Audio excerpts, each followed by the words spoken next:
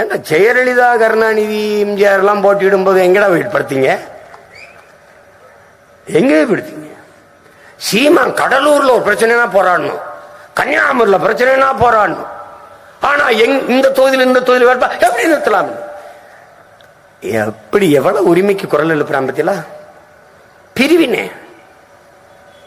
இது தமிழ் பெருங்குடிகள் நிறைந்து வாழ்கிற தமிழ் திருநாடு, என் நாடு, என் நிலம்.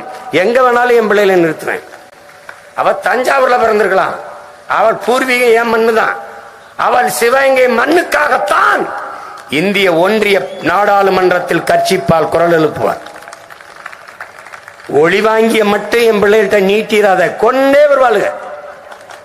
தர்க்க அறிவில் என் பிள்ளைகளை தாண்டி எவன் இல்லை இந்தியாவில். ஆக சிறந்த அறிஞர்களை 40 பேரும் தேர்வு பண்ணிருக்கேன். சும்மா உப்புக்கு சப்பானி நிறுத்தல.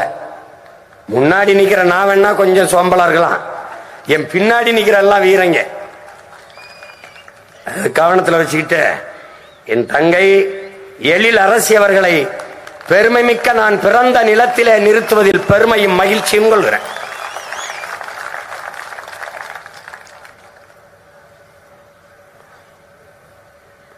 அதெல்லாம் அடிச்சு நொறுக்கும். தடையை நொறுக்கு, படையை பெருக்கு, இனத்தின் விடுதலையே இறுதி இலக்கு. அடுத்து தஞ்சாவூர்.